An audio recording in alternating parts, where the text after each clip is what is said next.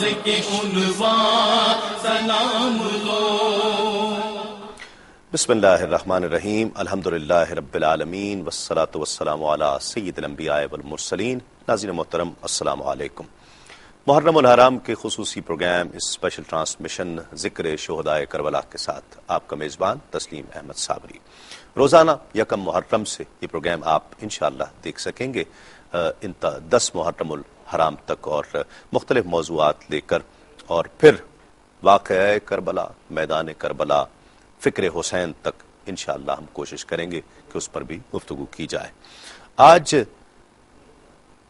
جس موضوع پر ہم گفتگو کرنے جا رہے ہیں وہ نام لینے کے لیے فرشتے بھی یوں سمجھیے کہ کانپ جاتے ہوں گے، سوچتے ہوں گے کہ ہم کس کا نام لینے جا رہے ہیں۔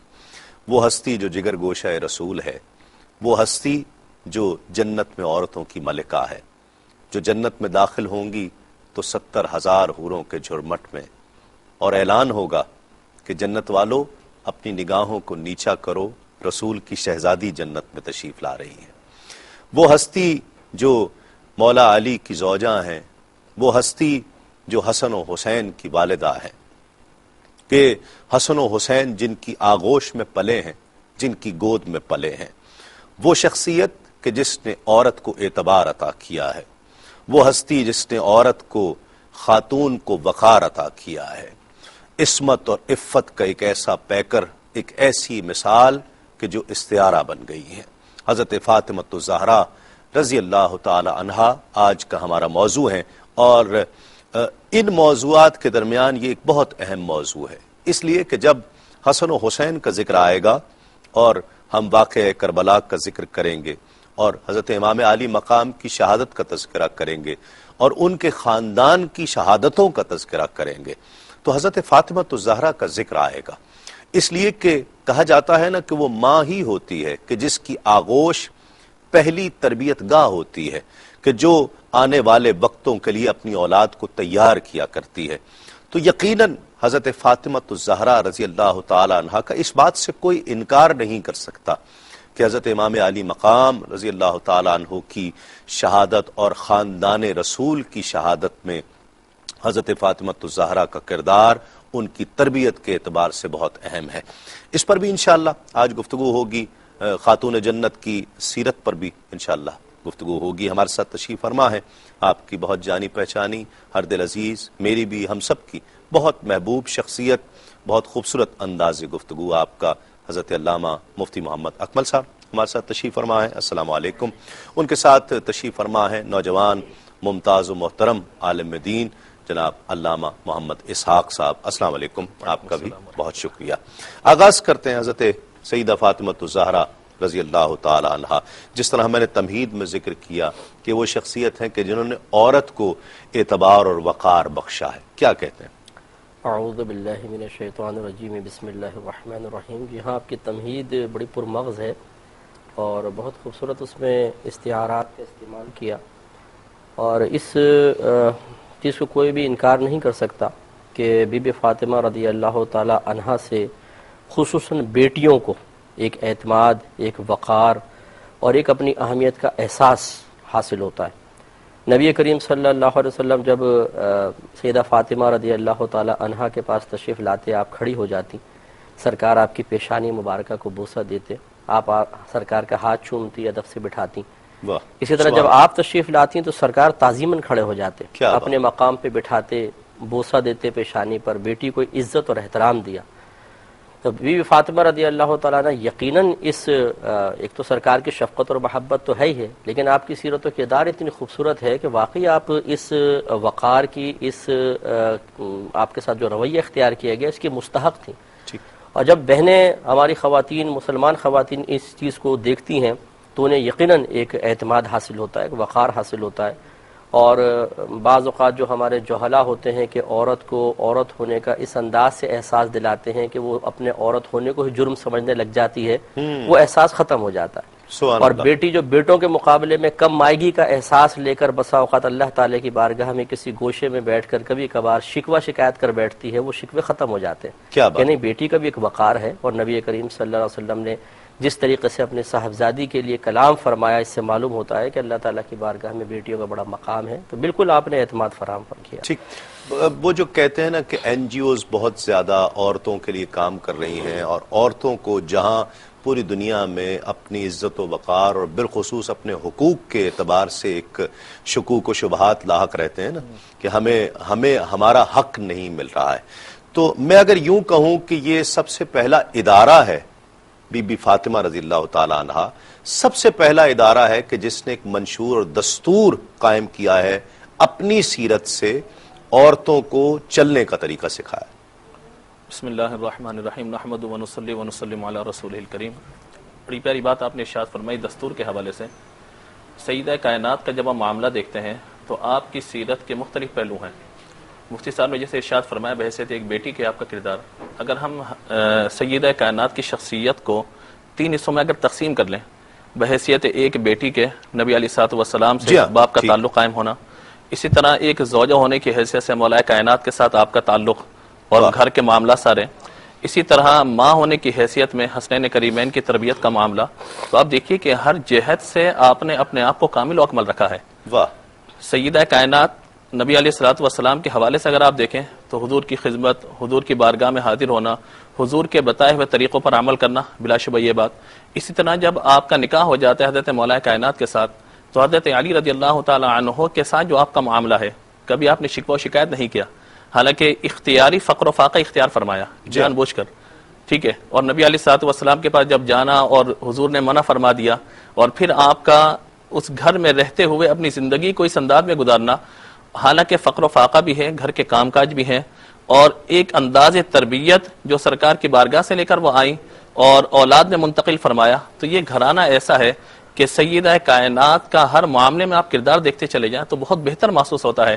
اور اگر ان کی شخصیت کو سامنے رکھ لیا جائے تو آپ یہ دیکھیں گے کہ ایک بیٹی ہونے کی حیثیت سے پورا دستور موجود ہے کہ باپ کے ساتھ کیا انداز ہونا چاہیے. ایک زوجہ ہونے کی حیثیت سے آپ دیکھیے کہ سارے معاملات نظر آتے ہیں کہ شوہر کے ساتھ کیا انداز ہونا چاہیے. فقر و فاقہ ہونے کے باوجود گھر میں کیا معاملات ہیں ان پر بھی آپ کی توجہ موجود ہے. اور پھر حضرات حسنین کریمین کی تربیت کے تمام معاملات بالکل واضح طور پہ نظر آتے ہیں. ٹھیک، ایک تو یہ اختیاری فقر کا ذکر ہمارے ہاں جو جتنا بڑا ہو جائے اس کی میڈز اتنی زیادہ بڑھ جاتی ہیں، ساتھ کام کرنے والی بہت زیادہ بڑھ جاتی ہیں، اس سے انکار نہیں ہے. لیکن بیٹی کو کیسا ہونا چاہیے ہے، اس کی سوچ کیسی ہونی چاہیے ہے، اس کو کتنا کمپرومائزنگ ہونا چاہیے ہے، اور گھر کے لیے کتنا ڈیووٹڈ ہونا چاہیے، یہ ایک مثال قائم کی.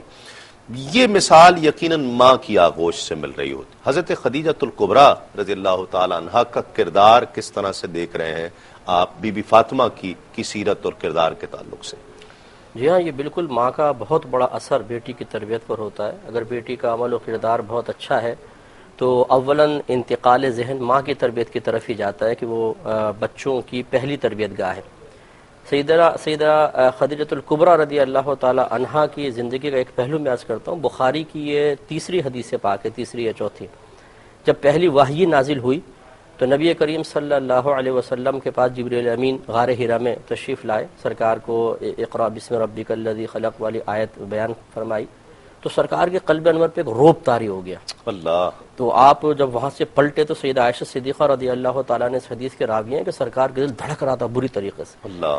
گھر تشریف لائے تو فرمایا مجھے کمبل اڑا دو، کمبل اڑا دو. بی بی خدیجہ نے فوراً کمبل اڑایا اور پھر پوچھا کہ معاملہ کیا ہے. سرکار نے سارا معاملہ بیان کر کے کہا کہ مجھے اپنے اوپر خوف ہے، یعنی خوف اس بات کا ہے کہ اب میں اس وحی کے معاملے کو لوگوں کے سامنے جب پیش کروں گا تو یہ ایک عارض انکساری کا پہلو بھی ہے، تو میں اس میں کامیاب ہوتا ہوں نہیں ہوتا ہوں، کس طریقے سے ہوں گا، بہت سارے خدشات تھے. کیا بات. اب آپ دیکھیں سیدہ خدیجۃ الکبریٰ رضی اللہ تعالی عنہا نے اتنی خوبصورت بات کی، یا رسول اللہ آپ بالکل بے فکر رہیے، اللہ تعالیٰ آپ کو کبھی رسوا نہیں کرے گا، اس لیے کہ آپ غریبوں کی امداد کرتے ہیں، آپ یتیموں کی کفالت فرماتے ہیں، آپ مکارم اخلاق پر فائز ہیں، آپ اللہ تبارک و تعالیٰ نے جو دین کے سلسلے میں بنیادی اصول دیے ہیں ان کو قائم کرنے میں، حق کو قائم کرنے میں کوشش فرماتے ہیں. تو یہ کیسے ہو سکتا ہے کہ اللہ تعالیٰ آپ کو رسوا فرمائے؟ واہ. یہ ایک بہترین بیوی کا کردار ہے کہ جب شوہر ٹینشن میں ہے، ایک اذیت میں ہے، پریشانی میں ہے، تو چند ایسے جملے کہہ دینا کہ طبیعت ایک دم نارمل ہو جائے، ذہن پرسکون ہو جائے. اب یہی تربیت منتقل، اس تربیت کا اثر منتقل ہوا بی بی فاطمہ رضی اللہ تعالیٰ عنہ. جیسے حضرت نے فرمایا کہ گھر کے اندر ظاہری فقر و فاقہ ہے، تنگ دستی بھی ہے، تھوڑے عرصہ انسان برداشت کرتا ہے، اگر مکمل اس کی طبیعت تربیت کے سانچے میں نہ ڈھلی ہو تو آخر ایک ٹائم آتا ہے فیڈ اپ ہو جاتا ہے انسان، یار 1 دن ہو گیا، 2 دن ہو گیا، 3 دن ہو گیا، آخر وہ پھٹ پڑتا ہے اور پھر وہ دوبارہ طبیعت کنٹرول میں نہیں آتی۔ لیکن بی بی فاطمہ رضی اللہ تعالی عنہا کا وفات کے وقت تک صبر و تحمل کا پہاڑ بن کر رہنا یہ ثابت کرتا ہے کہ ماں کی وہ تربیت آپ نے حاصل فرمائی جس کا اثر مرتے دم تک قائم رہا، اور یہ عورتوں کے لیے بہترین مشعل راہ ہے کہ فرشتے اور جنات آ جاتے وہ کام کر دیا کرتے، لیکن ایک بیٹی کی سوچ کیسی ہونی چاہیے، گھر کے لیے اس کا کتنا ڈیووٹڈ ہونا ضروری ہے؟ جی ہاں بالکل، دیکھیں نا ابھی جیسے اشارہ فرمایا تھا آپ نے کہ حضرت علی رضی اللہ تعالیٰ عنہ کہتے ہیں، ابو داؤد کی روایت کہ بی بی فاطمہ رضی اللہ تعالیٰ عنہ اپنے ہاتھ سے چکی پیستی تھی جس سے ہاتھ میں گڑھے پڑ گئے تھے، پانی کی مشک اٹھا کے لاتی جس سے یہاں نشان پڑ گئے تھے، اور جب آپ گھر کی صفائی کرتی کپڑے گرد آلود ہو جاتے۔ تو حضرت علی کرم اللہ وجہ الکریم کو پتہ چلا کہ کچھ مال غنیمت میں غلام لونڈیاں آئے ہیں، تو مشورہ دیا کہ آپ ایسے کریں، اپنے والد کے پاس جائیں اور لے آئیں غلام۔ تشریف لے گئی، وہاں رش زیادہ دیکھا، واپس تشریف لے آئی، ہمت نہ ہوئی۔ سرکار کو پتہ چلا کہ آپ آئی تھی، بعد میں تشریف لے آئے، پوچھا بیٹا کیسی آئی تھی؟ خاموش۔ اب کیسے بولے؟ کیونکہ والد کی طبیعت کو جانتی تھی۔ یہاں شوہر کی اطاعت ہے، وہاں والد کی طبیعت کو جانتی ہے۔ اطاعت شوہر میں تشریف ضرور لے گئیں، لیکن وہاں جا کے جب رش دیکھا تو ایک ہیلا ہاتھ میں آ گیا کہ یہ رش ہے، اور سرکار کی طبیعت کا لحاظ کر کے واپس آئیں۔ اب جب سرکار نے آ کے پوچھا، خاموش، کیونکہ پتہ ہے کہ جواب کیا ملے گا۔ پھر حضرت علی نے عرض کیا، رسول اللہ میں نے ان کو بھیجا تھا، یہ معاملات ہیں۔ تو سرکار نے فرمایا کہ بیٹی اللہ تعالیٰ کے فرائض کو پورا کرو، اللہ کی رضا پر راضی رہو، اور میں تمہیں ایک وظیفہ دیتا ہوں، وہ تسبیح فاطمہ 33 مرتبہ سبحان اللہ، 33 مرتبہ الحمدللہ، 34 مرتبہ اللہ اکبر پڑھ لیا کرو۔ تو بی بی فاطمہ رضی اللہ تعالیٰ عنہ کا جواب تھا کہ میں اللہ تعالیٰ اس کے رسول سے راضی ہوں، یہ نہیں کوئی شکوہ بیدار ہوا کچھ ہوا۔ تو یہ ماشاءاللہ آپ دیکھیے کہ یہ بہترین ایک بیٹی کا کردار ہے، بہترین ایک بیوی کا کردار ہے، اور یہ ہماری بہنوں کے لیے اس سیرت، آپ کی سیرت کے اندر بہترین عملی نمونہ ہے اگر اختیار کر لیں۔ ناظرین، بہت خوبصورت گفتگو مفتی اکمل صاحب نے فرمائی، اور ایک تو بہت سے ہمارے دوست ایسے ہیں، ہماری بہنیں بیٹیاں مائیں ایسی ہیں کہ جو یہ تسبیح نماز کے بعد پڑھتی ہیں، 33 مرتبہ سبحان اللہ، 33 مرتبہ الحمدللہ، اور 34 بار اللہ اکبر، تو اس طرح 100 دانے جو ہے وہ 100 کی تعداد پوری ہو جاتی ہے۔ بہت سے لوگ پڑھتے ہیں لیکن سب کو معلوم نہیں ہے کہ اس کی برکات کیا ہیں، تو وہ مفتی صاحب نے بیان فرما دی ہیں۔ تو اب جب آپ پڑھیں گے اور اس کے پیچھے جب یہ تیقن ہوگا تو پھر پڑھنے کا بھی لطف کچھ اور ہوگا، اس کا پڑھنے کا خشوع اور خضوع کچھ اور ہوگا، اور جب خشوع اور خضوع کچھ اور ہوگا تو اس کی برکات بھی کچھ اور ہوں گی۔ عورت کو کس طرح سے ڈیووٹڈ ہونا چاہیے ہے، یہ حضرت فاطمہ الزہرا ایک بیٹی کی حیثیت سے اور ایک اہلیہ کی حیثیت سے، چونکہ ہم کربلا کا ذکر کرنے جا رہے ہیں آنے والے دنوں میں، تو حضرت امام حسن اور امام حسین کی تربیت میں حضرت فاطمہ الزہرا رضی اللہ تعالی عنہ کا کیا کردار ہے، گویا خاتون جنت بحیثیت ماں کیسی ہیں، اس کا ذکر انشاءاللہ ایک مختصر سے وقفے کے بعد۔ تاریخ عشق ساز کے عنوان سلام لو، تاریخ عشق ساز لو۔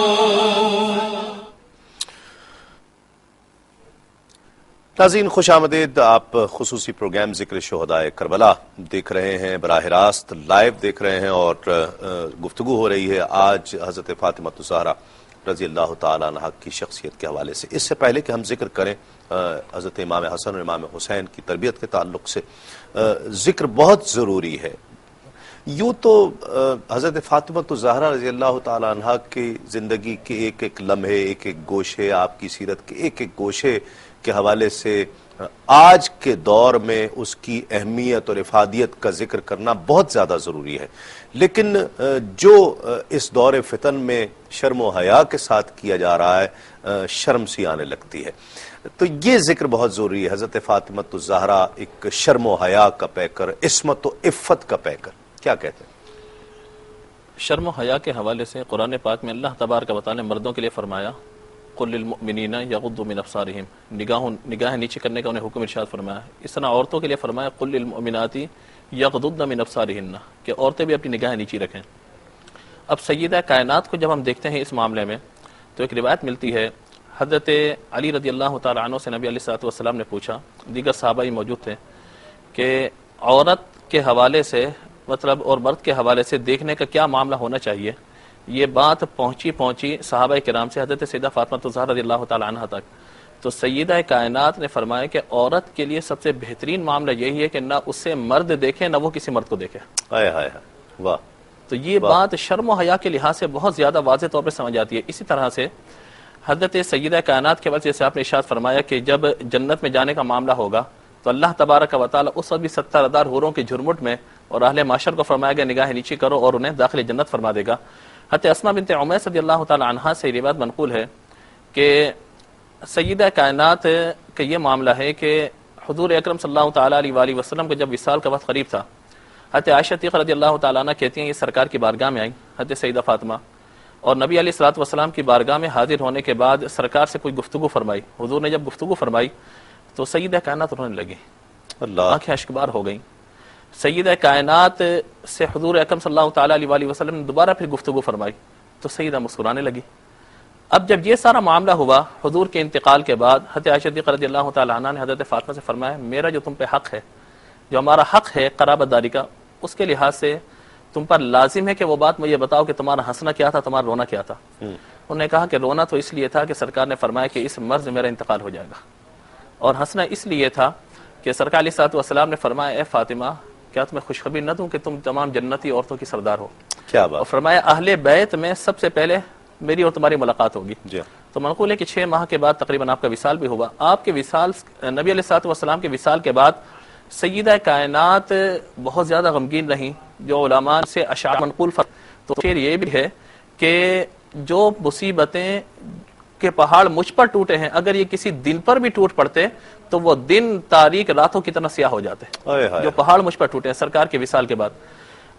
علماء نے لکھا کہ اپنے وصال سے کچھ دن پہلے آپ مسکرائیں ایک دفعہ، حضور کے وصال سے لے کر 6 ماہ کا جو عرصہ ہے یہ دوران مسکرائیں، لیکن ایک دفعہ مسکرائیں۔ وہ معاملہ کیا تھا؟ حضرت اسماء بنت عمیس رضی اللہ تعالی عنہ سے کہا کہ جس طرح خواتین کے میت کو لے کے جایا جاتا ہے تو جسمانی خد و خال کی وجہ سے وہ مناسب نہیں سنا میت کو لے کے جانا، تو میں چاہتی ہوں کہ میری میت جب جائے تو رات کے اندھیرے میں ہو اور کوئی اسے دیکھ نہ سکے کس کی میت ہے، کیا معاملہ ہے۔ تو حضرت اسماء بنت عمیس رضی اللہ تعالی عنہ نے کہا کہ میں نے حبشہ میں ایک معاملہ دیکھا ہے کہ وہ اس طریقے سے کر کے اوپر چادر ڈال دیتے ہیں جس سے آج کل ہمارے یہاں ڈولی بنائی جاتی ہے اوپر۔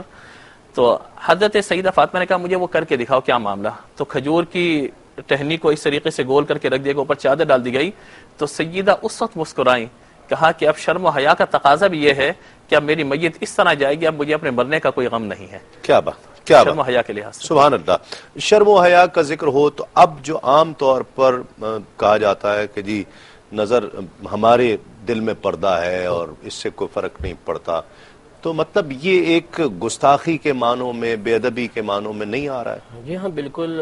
دیکھیں جب کسی چیز کے بارے میں تعلیم شرع بالکل واضح طور پر موجود ہو تو پھر وہاں پر قیاس کو دخل ہوتا ہی نہیں ہے۔ ٹھیک، یہ ایک عقلی لحاظ سے توجہ جی دل صاف ہونا چاہیے۔ جی ہاں، اب سوال یہ ہے کہ کیا انبیاء علیہ السلام کو یہ اصول نہیں پتہ چلا تھا؟ اللہ اکبر، صحابہ کرام کو نہیں معلوم تھا؟ خود بی بی فاطمہ رضی اللہ تعالی عنہا کو نہیں معلوم تھا جو نبی کریم صلی اللہ علیہ وسلم کے جگر گوشہ ہے؟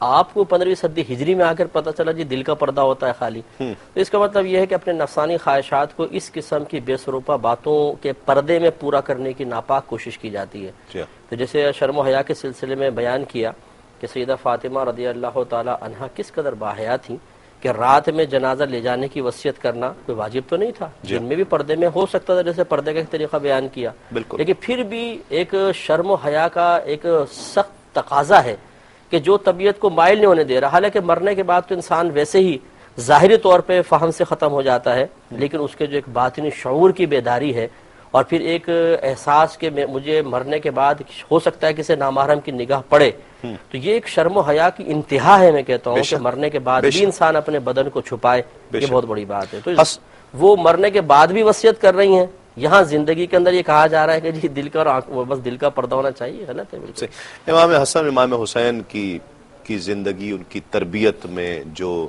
حضرت فاطمہ الزہرا کا کردار ہے، گو کہ بہت زیادہ وقت نہیں، لیکن جو شروع کے چند ایک سال ہی ہوتے ہیں، میڈیکل سائنس آج اس چیز کو پروف کر رہی ہے کہ ابتدائی 7 سال میں انسان بچے کا ذہن بن جاتا ہے اور وہ پختہ ہونا شروع ہو جاتا ہے، بلکہ جو اس دور میں آپ نے چیزیں ان کو منتقل کی ہیں وہ آخری عمر تک وہ اسی طرح سے جیسے تختی پر لکھ دی گئی ہیں.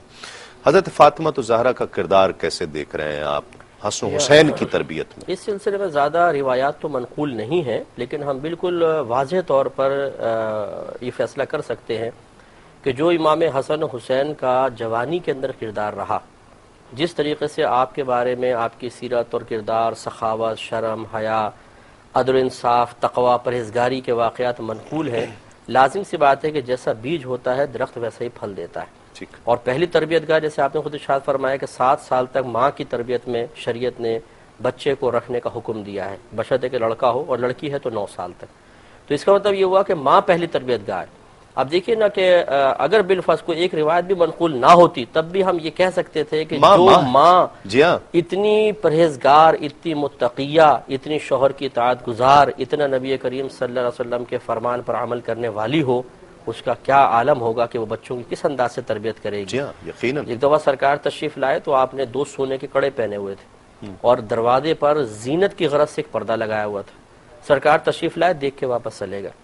اب چونکہ آپ فہم شناس تھی، والد کی طبیعت کو بیٹی سے زیادہ کون جانے گا، بیٹیاں ویسی بہت حساس ہوتی ہیں، تو فوراً اس پردے کو اتارا اور 1.5 درہم کے اندر اپنے زیور بیچ کر سب کچھ خیرات کر دیا. کیا بات. تو پھر سرکار صلی اللہ علیہ وسلم جب تشریف لائے تو فرمایا کہ ہاں فاطمہ تم نے یہ بہت اچھا کام کیا. کیا بات. تو دیکھیے بھی کہ جب ماں اس قدر اللہ تعالیٰ اور اس کے رسول کے احکام کی رعایت کر رہی ہے کہ صرف ایک ناراضگی کو محسوس کرنے کے بعد فوراً صدقہ خیرات کی طرف مائل، وہ بچوں کی تربیت میں کس قدر اہتمام کرے گی. اور پھر اپنے ہاتھ سے کام کرنا، اس کو شرم و عار محسوس نہ کرنا، یہ عاجزی کی انتہا ہے جس کو نبی کریم صلی اللہ علیہ وسلم اپنے جگر کا ٹکڑا قرار دے دیں، جنتی عورتوں کے سردار قرار دے دے، تو ویسے ہی تھوڑا سا ایک بڑا پن انسان کے اندر آ جاتا ہے.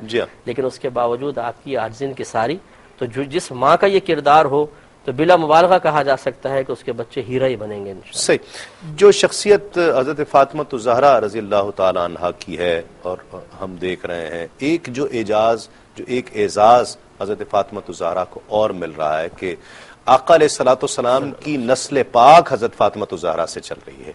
دیگر بیٹیاں بھی ہیں، دیگر صاحبزادیاں بھی ہیں جو بہت ہی قابل احترام ہیں، لیکن یہ کیا وجہ ہے کہ حضرت فاطمہ الزہرا سے نسل پاک چل رہی ہے؟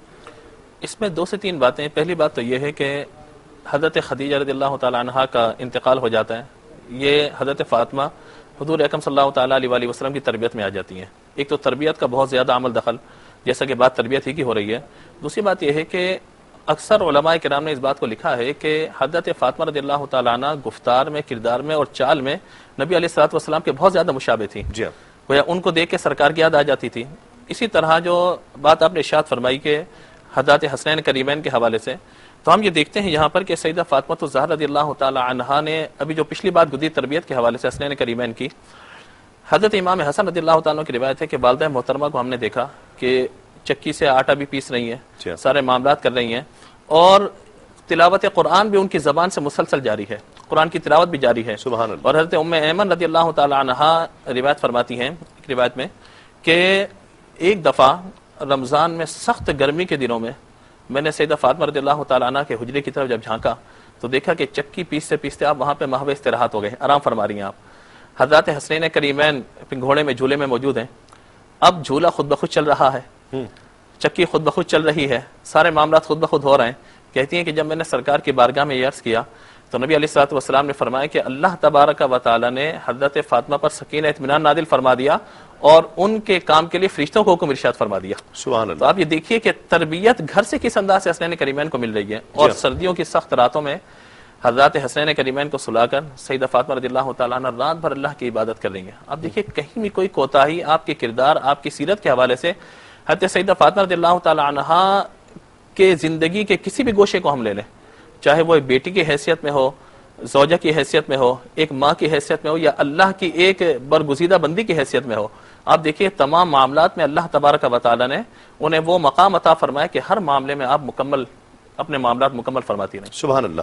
ایسی کوئی روایت ملتی ہے کہ سرکار دو عالم صلی اللہ علیہ وسلم کے وصال مبارک کے کچھ ہی عرصے بعد حضرت فاطمہ الزہرا کا بھی وصال ہو جاتا ہے کہ حضرت فاطمہ الزہرا نے کچھ ایسا کہا ہو، اس کا ذکر کیا ہو کہ کربلا میں کیا ہونے والا ہے، یا حضرت امام حسین کے حوالے سے کوئی پیشن گوئی کی ہو جس طرح حضرت مولا علی کے حوالے سے ہمیں ملتی ہیں؟ اصل میں یہ تو میں پہلے دو باتیں لے لیتا ہوں. ایک تو آپ نے وہ نسل مبارکہ کا ذکر کیا کہ یہ ایسا کیوں ہوا کہ بی بی فاطمہ رضی اللہ تعالی عنہا سے نسل چلی. دیکھیں یہ تو اللہ ہی بہتر جانتا ہے، اور لیکن یہ ضرور ہے کہ جب اللہ تعالیٰ کسی کو کسی انعام سے مزین فرماتا ہے تو یہ دراصل اس شخصیت کی اہمیت، کمال اور عظمت کی طرف اشارہ ہوتا ہے. ٹھیک، اگرچہ ایک اصل کمال حقیقی تو اللہ تعالیٰ کا ہے. بے شک. اس میں بی بی فاطمہ رضی اللہ تعالیٰ عنہ کا اس جہت سے کمال نظر نہیں آتا کہ یہ تو اللہ نے ٹھیک ہے نسل، لیکن آپ ہی کا انتخاب کیوں دوسری بچیوں کا کیوں نہیں ہوا؟ جی ہاں، تو یہ ایک اللہ تعالیٰ کی طرف سے بہت بڑا انعام تھا کہ آپ کے ذریعے سرکار کی نسل چلی ہے، اور یہ آپ ہی کا خاصہ ہے، اور پوری کائنات میں کوئی لڑکی ایسی نہیں ہے جو اس وصف میں آپ کے مقابل ہو کیا سکے. بات، کیا اس میں آپ یگانہ روزگار ہیں. دوسرا جو شہدائے کربلا کے حوالے سے آپ نے ارشاد یا فرمایا، واقعہ کربلا کے حوالے سے کچھ یہ چیز اتنی زیادہ معروف تھی. حضرت علی رضی اللہ تعالی عنہ ایک مرتبہ سفر سے واپس آ رہے تھے تو کربلا کے میدان میں رکے جی ہاں، اور وہاں کی مٹی اٹھائی اور رونے لگ گئے، اور پھر فرمایا کہ مجھے یہ روایت پہنچی ہے، مطلب سرکار صلی اللہ علیہ وسلم ارشاد فرمایا کہ میرے بیٹے کو اس میدان میں شہید کیا جائے گا. اس طرح حضرت ابن عباس رضی اللہ تعالی عنہما فرماتے ہیں کہ امام حسین رضی اللہ تعالی عنہ کی شہادت کا واقعہ پورے مطلب صحابہ کے درمیان معروف ہو چکا تھا، بچپن میں سرکار نے بیان فرما دیا تھا. لیکن اب یہاں سے ایک بی بی فاطمہ رضی اللہ تعالیٰ عنہ کا مزید کردار کا کمال ظاہر ہوتا ہے. وہ بی بی فاطمہ اگر ہاتھ اٹھا دے اللہ تعالیٰ کی بارگاہ میں تو وہ ناکام نہیں لوٹ سکتا ہاتھ، لیکن اللہ تعالیٰ کی رضا پہ اتنی راضی کہ ہم نے آج تک کسی روایت میں نہیں دیکھا کہ آپ نے اللہ کی بارگاہ میں عرض کیا رب کریم تیرے حبیب کے ذریعے مجھے اطلاع ملی ہے کہ ایسا میرے شہزادے کے ساتھ ہوگا، تھوڑی رعایت فرما اسے خاندان کے ساتھ ہوگا، اس کو حفاظت دے دے. جی ہاں بالکل، یعنی اللہ کی رضا کی بہترین پیکر. اور اس واقعے کو معلوم کرنے کے باوجود کبھی یہ ثابت نہیں کہ آپ نے کوئی آہ بکا کی ہو، کوئی کلمہ شکوہ شکایت نکلا ہو کہ ہم تو اتنے عظیم لوگ ہیں ہمارے ساتھ ایسا ہوگا. جی، تو اس سے ہمارے وہ بھائی بہن بھی درس حاصل کریں اور کہ وہ کلمہ گو ہی کریں گے. جی ہاں وہ کلمہ گو کریں گے کہ ہم جب بعض اوقات نمازیں پڑھتے ہیں، روزے رکھتے ہیں، زکوٰۃ دیتے ہیں، اور کوئی اللہ کی طرف سے آزمائش آ جائے، جی ہاں، ہم کہتے ہیں یار یہ سمجھ میں نہیں آتا، وہ فراڈ کرتا ہے، اس کے ساتھ کچھ نہیں ہوتا، ہم نمازیں بھی پڑھ رہے ہیں، روزے بھی رکھ رہے ہیں، زکوٰۃ بھی دے رہے ہیں، ہمارے ساتھ ہی ہو رہا ہے. واہ، تو اس کا مطلب یہ ہوا کہ بعض اوقات شاید ہم اپنے منصب یا اپنی عبادات کو کیش کرنا چاہتے ہیں، اور ہمارے ذہن میں ایک تصور ہے کہ جب ہم اللہ تعالیٰ کی اطاعت کریں تو اس کا بدلہ ہماری مرضی کے موافق نکلنا چاہیے. ٹھیک. انہیں اس قسم کے واقعات پہ غور و تفکر کر کے بی بی فاطمہ رضی اللہ تعالی عنہا کی سیرت کو اختیار کرنا چاہیے. کیا آپ کیا کہتے ہیں؟ بہت خوبصورت اشارہ فرمایا مفتی صاحب نے کہ ہم نمازیں پڑھ کے فیل ہو جائیں تو کہتے ہیں یار ہم نے تو نمازیں بھی اتنی پڑھی تھی پھر فیل ہو گئے. کیا امام حسین کی مثال ان لوگوں کے سامنے نہیں ہے؟ کیا ہم گلہ اور شکوہ کرتے ہوئے اتنا بھی نہیں سوچتے کہ ہم کس ذات سے گلہ کر رہے ہیں، شکوہ کر رہے ہیں، اور ہمارا بنتا ہے کہ جنہوں نے جو جنت کے جوانوں کے سردار ہیں ان کے ساتھ کیا ہو رہا ہے. ایک مختصر سے وقفے کے بعد لوٹتے ہیں اس یقین کے ساتھ آپ کہیں نہیں جائیں گے. عشق ساز کے عنوان سلام لو. ناظرین خوش آمدید آپ خصوصی پروگرام محرم الحرام کے یہ ذکر شہدائے کربلا کے سرنامے کے ساتھ، اور آج کا موضوع سیدہ کائنات حضرت فاطمہ الزہرا رضی اللہ تعالی عنہا. ہم جو شکوہ کرتے ہیں، گلہ کرتے ہیں، اور کیا ہمارے سامنے حضرت امام علی مقام کا کردار نہیں ہے کہ کس طرح سے ان کی زندگی گزری، کس طرح انہوں نے نہ صرف اپنی بلکہ اپنے پورے خاندان کی قربانی دی ہے، ایسی قربانی جس کی مثال کوئی نہیں ملتی ہے. تو ہم گلہ شکوہ بنتا ہے ہمارا؟ اللہ تبارک و تعالی نے جو نعمتیں عطا ہم نمازیں بھی پڑھتے ہیں پھر فیل ہو جاتے ہیں، مطلب یہ کہنا گویا کہ یہ تصور لوگوں نے اپنے ذہن میں قائم کر لیا ہے کہ عبادت کریں گے. آپ دیکھیے کہ بچوں کے جب امتحانات کا وقت قریب آتا ہے تو زیادہ نمازوں کی طرف آ جاتے ہیں. ہم سے بار بار آ کہتے ہیں امام صاحب دعا کیجیے گا کہ امتحان میں پاس ہو جائیں. اچھا خدا نہ خواستہ اس کے بعد فیل ہوتے ہیں تو وہی آپ والی بات کہ یہ ہو گیا یہ ہو گیا یہ ہو گیا. گویا نمازوں کو، عبادات کو، صدقہ و خیرات کو کیا اس لیے سمجھ لیا کہ گویا کہ بعض اوقات ایسا محسوس ہوتا ہے کہ بندہ یہ چیزیں اختیار کرتے ہوئے یہ سمجھتا ہے کہ گویا اللہ تعالیٰ کو میں دے رہا ہوں اب اس کی وجہ سے یہ کام ہو جائے گا. حالانکہ ایسا نہیں ہے. اللہ تبارک و تعالیٰ اپنے عدل اور انصاف کے تقاضے سے جو مقدر فرما چکا، اور انسان جو کچھ کر رہا ہے اللہ تبارک و تعالیٰ کی رضا پر اسے راضی رہنا چاہیے. کیا بات. اور جو پریشانیاں آ جائیں، اگر کوئی مصیبتیں آ جائیں تو ان پر انسان اختیاری طور پر جان بوجھ کر صبر اختیار کرے. ایسو کہ تعریف بھی بیان کی گئی وبشر الصابرین الذین اذا اصابتهم مصیبہ، جب کوئی مصیبت پہنچتی ہے تو وہ کیا کہتے ہیں انا للہ و انا الیہ راجعون، ہم اللہ کے مال اس طرح لوٹ کے جانا ہے۔ تو شکوہ و شکایت اصل میں ہوتا تب ہے کہ جب اللہ تبارک و تعالی کی تقسیم پر بندہ راضی نہیں ہوتا، اور بعض اوقات شکوہ و شکایت کی صورت یہ بھی بنتی ہے کہ اپنے سے اوپر والے کو بندہ دیکھتا ہے کہ اس کو یہ سب کچھ ملا ہوا ہے اور مجھے نہیں ملا ہوا، تو اب جب اس جہت سے ان کو دیکھتا ہے تو وہ شکوہ و شکایت سے بیدار ہونا شروع ہوتا ہے۔ نبی علیہ الصلوۃ والسلام نے فرمایا کہ دین کے معاملے میں اپنے سے اوپر والے کو دیکھو اور دنیا کے معاملے میں اپر سے نیچے والے کو دیکھو، تو جب یہ معاملہ ہوگا تو انشاءاللہ شکوہ و شکایت سے بچنے کی بہت بہتری صورت ہو جائے گی۔ یوں تو سیدہ کائنات کی زندگی کا ہر ایک عمل ہمارے لیے مشعل راہ بھی ہے، اور آپ کے ایک ایک عمل نے اخلاق کو ایک معیار عطا کیا ہے، اور جو آپ نے کر کے دکھایا وہی تو اخلاق بنا۔ لیکن آپ کی زندگی کا جو نچوڑ ہے اس کا سرنامہ دیکھ لیں، بلکہ پورے اہل بیت کا، تو وہ ہمیں صبر نظر آتا ہے۔ یہ کوئی خاص چیز ہے اور کوئی خاص شریعت کا تقاضا تھا خاندان رسول سے؟ دیکھیے مسئلہ یہ ہے کہ اللہ تبارک و تعالیٰ اپنی تعلیمات کو جب لوگوں کے سامنے پیش فرماتا ہے تو اس کے لیے طریقہ کار اختیار فرماتا ہے۔ ایک تھیوری ہوتا ہے، پریکٹیکل ہوتا ہے۔ ٹھیک، تھیوری تو جو قرآن اور حدیث میں بیان کر دیا گیا، پریکٹیکل کے لیے خود اللہ تبارک و تعالیٰ اپنی ذات کو تو پیش نہیں فرماتا، وہ ایسے نفوس قدسیہ پیدا فرما دیتا ہے کہ جو اس کی تعلیم کا پریکٹیکل کر کے دکھا کر لوگوں پر یہ واضح کر دیتے ہیں کہ اللہ تعالیٰ کی تعلیم کو تمہارے لیے اپنانا ناممکن نہیں ہے، بالکل تم کر سکتے ہو۔ ٹھیک، اور جیسے ابھی آپ نے ارشاد فرمایا کہ شہدائے کربلا نے اپنی زندگیاں قربان کی، اگرچہ وہ تقوی اور صبر کے پہاڑ تھے، اللہ تبارک و تعالیٰ کی بارگاہ سے ان کو بڑے بڑے انعامات ملے تھے، مقرب بارگاہ الہی تھے۔ اس کا مطلب یہ تقرب ایک الگ اپنے جگہ، عبادات اپنے مقام پر، لیکن اللہ تبارک و تعالیٰ کی ایک اپنی ایک عادت کریمہ ہے کہ جس کو جتنا محبوب بنا لیتا ہے اسے اتنی آزمائش میں مبتلا فرما دیتا ہے۔ کیا بات! تو اس طریقے سے ان نفوس قدسیہ کو آزمائش میں مبتلا کر کے گویا کہ قیامت تک کے مسلمانوں کو یہ بات سمجھا دی گئی کہ تم نے اگر تقوی پرہیزگاری عبادات اختیار کرنی ہے اللہ تعالیٰ کی بارگاہ میں، اگر تمہیں کوئی مقام قرب بظاہر حاصل ہے تو اس کا مطلب ہرگز یہ نہیں ہے کہ اللہ تعالیٰ تمہاری مرضی کے تابع ہو کر تمہیں وہ عطا ضرور فرمائے گا جس کی تم توقع کرتے ہو، بلکہ دیکھ لو کہ بہت سارے لوگ ایسے گزر چکے ہیں کہ جو اللہ تبارک و تعالیٰ کی ذرہ بر نافرمانی کا تصور بھی نہیں کر سکتے تھے، اس کے باوجود اللہ تعالیٰ نے ان کو آزمائش میں مبتلا رکھا ہے۔ تو یہ اللہ کی عادت کریمہ ہے کہ بعض اوقات اپنی جو اس نے کی تھیوری ہے اس کا پریکٹیکل کے لیے ایک رول ماڈل کو پیش کر دیتا ہے، جس سے پھر اللہ تعالیٰ کی تعلیمات پر عمل کرنا آسان ہو جاتا ہے۔ آخری بات جو میں پوچھنا چاہتا ہوں، جب یہ چیز معروف ہو گئی تھی، آپ نے ذکر فرمایا کہ صحابہ کرام بھی میں سے اکثر اس کو جانتے تھے، آقا علیہ الصلوۃ والسلام بھی بیان فرما چکے تھے، مولا علی کے بھی بہت واضح الفاظ ہمیں ملتے ہیں، تو حضرت فاطمہ الزہرا رضی اللہ تعالی عنہا خاص جذبہ شہادت کے لیے بھی اپنے صاحبزادگان کو، شہزادوں کو خاص طور پر تیار کیا ہوگا اس سلسلے میں؟ دیکھیے مسئلہ یہ ہوتا ہے کہ تربیت بعض اوقات ایک خاص چیز کو سامنے رکھ کر نہیں کی جاتی، بلکہ تربیت اصل میں تقاضا کرتی ہے اللہ تبارک و تعالیٰ کی رضا کا، اللہ تعالیٰ کی تعلیم کا، اللہ تعالیٰ کی طرف سے جو کچھ عطا نبی کریم صلی اللہ علیہ وسلم کے ذریعے کیا گیا اس کے مطابق، اس کی مطابقت اور موافقت کا۔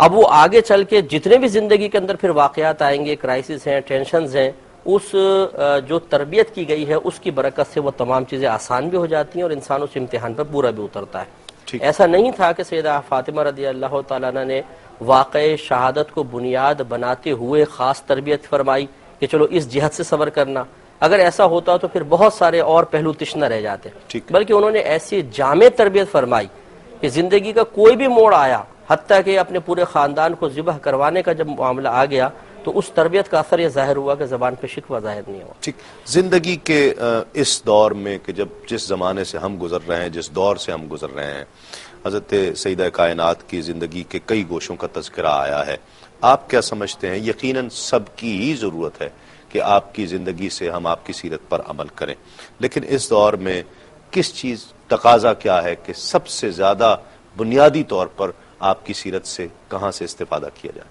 مطلب یہ کہ دیکھیں ہم جنس سے زیادہ درس حاصل کرتا ہے تو خواتین کے لیے خاص طور پر بی بی فاطمہ رضی اللہ تعالیٰ عنہ کی حیات طیبہ میں بہترین عملی نمونہ ہے، اور اس کے وہی خاص پہلو جو ہم نے یہاں پہ ڈسکس کیے ہیں۔ ایک اگر شادی شدہ ہیں تو شوہر کی اطاعت اور اس کی رضا کے لیے ہمتاً مصروف عمل رہنا، دوسرا اللہ تبارک و تعالیٰ اور اس کے رسول کی رضا پر راضی رہنا اور ان کی مرضی اور تقاضے کے مطابق اپنی زندگی گزارنا. تیسرا شرم و حیا اور عفت، اپنے آپ کو گناہوں سے بچانا. چوتھا بچوں کی، اگر بچے ہیں تو ان کی تربیت. اگر ہم ان تمام چیزوں کو لے لیں تو بقیہ تمام چیزیں انہی کے ضمن میں آ جاتی ہیں. اگر ہم صرف ایک چیز لے لیں کہ اللہ تعالیٰ اور اس کے رسول کی اطاعت، اس میں دیکھیں تربیت کا معاملہ بھی آ جائے گا، شوہر کی اطاعت کا معاملہ بھی آ جائے گا. تو آج کل کی بہنیں جو خاندان رسول سے محبت کا دعویٰ بھی رکھتے ہیں، اور ہونا بھی چاہیے، اور یہ ایمان کی علامت بھی ہے، بالکل ایمان کی علامت ہے، تو ان کو چاہیے کہ بی بی فاطمہ رضی اللہ تعالی عنہا کے سیرت اور کردار کو بھی اختیار کریں. یہ ہماری میجر مسٹیک ہے کہ بعض اوقات صرف ہم ذکر فضائل اور کمال پر اکتفا کرتے ہوئے بزرگوں کی سیرت اختیار کرنے سے گریز کرتے ہیں. لہذا نتیجہ کیا نکلتا ہے کہ ذکر کیا، ان کے نام کی نیاز کھائی، لنگر کھایا، بچوں کا نام ان پہ نام رکھ دیے. اس کے بہت اچھا ہے. جی ہاں، بہت نہیں، یہ بھی غلط نہیں، بہت اچھا ہے، بہت اچھا ہے. اسے تو برکات ہی برکات ہیں، لیکن برکات کو انہی چیزوں میں منحصر کر دینا یہ مناسب نہیں ہے، بلکہ ان بزرگان دین نے جو اپنا عمل و کردار لوگوں کے سامنے ظاہر فرمایا، اس میں ایک تو اللہ کی رضا بھی مطلوب تھی، اور دوسرا ایک احساس ذمہ داری بھی تھا کہ اگر ہم اس پر عمل، اللہ کی تعلیمات پر عمل نہیں کریں گے تو آنے والوں کے لیے کوئی ایسا رول ماڈل موجود نہیں ہوگا جس کو دیکھ کر ان کے لیے عمل کرنا آسان ہو جائے. تو اس سیرت کو اختیار کرنا چاہیے. کیا کہتے ہیں علامہ صاحب، اس دور کا تقاضا کیا ہے؟ ترجیحی بنیادوں پر سیرت فاطمۃ الزہرا سے کس چیز کو ترجیحی بنیادوں پر خواتین کو استفادہ کرنا چاہیے؟ پہلی چیز تو یہ کہ ان کی سیرت کا مطالعہ بہت ضروری ہے. ٹھیک ہے. اور مطالعہ کرنے کے بعد ہر کسی کی بنیاد الگ ہوتی ہیں ترجیحی طور پر. جیسا مفتی صاحب نے مختلف جہتوں کا ذکر فرمایا، بیوی ہونے کی حیثیت میں، ماں ہونے کی حیثیت میں، دیگر چیزوں میں، تو جو خاتون جس وقت، جو بچی جس وقت جس سطح پر موجود ہے، اس سطح کو اپنا وہ اختیار کرے تو انشاءاللہ بہتری کی صورت بنے گی. علم حاصل کرنا بہت ضروری ہے، چاہے وہ دینی ہو، دنیاوی ہو، شرعی تقاضوں کے مطابق حاصل کریں گی اور سیرت کا مطالعہ کریں گی. جیسا مفتی صاحب نے فرمایا کہ فقط نیازی نہ ہو بلکہ نیاز مند ہو جائیں آگے چل کے. تو یہ بہت زیادہ ضروری ہے کہ نیاز مندی میں اتنے زیادہ مطلب نیاز کا لطف بھی بڑھ جائے گا. جی بالکل. بہت شکریہ حضرت علامہ مفتی محمد اکمل صاحب آپ کا، علامہ محمد اسحاق صاحب آپ کا بہت شکریہ.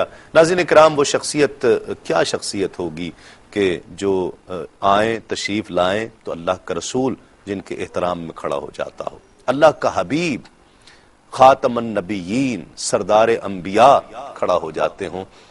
وہ شخصیت کیسی شخصیت ہوگی؟ اور حسنین کی والدہ حضرت مولا علی کی زوجہ، آقا علیہ السلام کی بیٹی، جنت کی عورتوں کی سردار، اور پھر بھی یہ تمام اعزازات، اتنے بڑے بڑے اعزازات ملنے کے بعد آپ کی زندگی میں ایثار، قربانی، ایک وہ کیفیت، وہ جذبہ کہ جو ہم لیک کر رہے ہیں اس دور میں. حضرت فاطمۃ الزہرا رضی اللہ تعالی عنہا کی زندگی سے، آپ کی سیرت سے ہم شرم و حیا اور آپ کی عفت، آپ کی پاکیزگی، آپ کی شائستگی، اور پھر جس کا ذکر کیا کہ خاص طور پر بیٹی ہے تو ماں باپ کا ادب اور احترام، ماں باپ کے حقوق، بیوی ہے تو وہ حقوق جو شوہر کے ہیں، اور ماں ہے تو بچوں کے تربیت کے تعلق سے حقوق، اس کا ادراک بھی ہو اور اس کی سمجھ بوجھ بھی ہو اور پھر اسے ڈیلیور کرنا بھی جانتے ہوں. میں آج جس نظم کا انتخاب کیا ہے، ان پروگرامز میں آپ کے علم میں ہے کہ روزانہ میں آخر میں موضوع سے مطابقت رکھتے ہوئے ایک نظم پیش کرتا ہوں. تو آج بھی عصر حاضر کے بہت بڑے شاعر مہر وجدانی صاحب کی یہ نظم پیش کر رہا ہوں، اور اسی پر اجازت چاہوں گا حضرت فاطمۃ الزہرا رضی اللہ تعالی عنہا کی بارگاہ میں کہ رب علیم ذہن رسا عطا کر مجھے، رب علیم ذہن رسا کر عطا مجھے، رب علیم ذہن رسا کر عطا مجھے، حسن بیان و صدق و صفا کر عطا مجھے، اور فکر عمیق گوہر معنی کی ہے تلاش، نطق جمیل جوہر معنی کی ہے تلاش، مدحت سرائے فاطمہ بنت رسول ہوں، یعنی غلام ابن غلام بطول ہوں، زوج علی و مادر حسنین زندہ باد، زوج علی و مادر حسنین زندہ باد، بنت رسول و حامل نورین زندہ باد، اور پروردہ کنار رسول خدا ہو تم، نور نگاہ و لخت دل مصطفیٰ ہو تم، اور تم وہ ہو جس پہ عفت و عصمت کو ناز ہے، حسن رضا کو شکر و قناعت کو ناز ہے، اور اللہ کے حبیب کی نور نظر ہو تم، سرتا قدم جمال ہو رشک قمر ہو تم، اور وہ حسن لاجواب کہ حوریں کریں سلام، خوش خلق و خوش مقال و خوش انداز و خوش خرام، ہے آستان شیر خدا رحمت تمام، کاشانہ بطول ہے ایک جنت تمام، تم پر سلام دختر سردار انبیاء، تم پر سلام دختر سردار انبیاء، تم پر سلام ام شہیدان کربلا، اور شیر خدا کی ہمدم و ہمراز پر سلام، شیر خدا کی ہمدم و ہمراز پر سلام، خیبر شکن کی مونس و دمساز پر سلام، اور اس پر سلام گود میں جس کی حسین ہے، اس پر سلام گود میں جس کی حسین ہے، یعنی حسین وہ جو شہ مشرقین ہے، اور نانا رسول جس کا پدر بو تراب ہے، نانا رسول جس کا پدر بو تراب ہے، جو شرح و بست آئے ام الکتاب ہے، اور اے مہر ان کا ذکر عبادت ہے بالیقین، اے مہر ان کا ذکر عبادت ہے بالیقین، بالواسطہ خدا کی شہادت ہے بالیقین، تم پر سلام دختر سردار انبیاء، تم پر سلام ام شہیدان کربلا۔ اپنے میزبان تسلیم احمد صابری کو کل تک کے لیے اجازت دیجیے، کل انشاءاللہ ذکر شہدائے کربلا میں، جو کل 7:30 بجے ایک مرتبہ پھر جو ملاقات ہوگی تو حضرت امام حسن رضی اللہ تعالیٰ عنہ کل کا ہمارا موضوع ہوگا۔ کل تک کے لیے اپنے میزبان تسلیم احمد صابری کو اجازت دیجیے، تسلیمات۔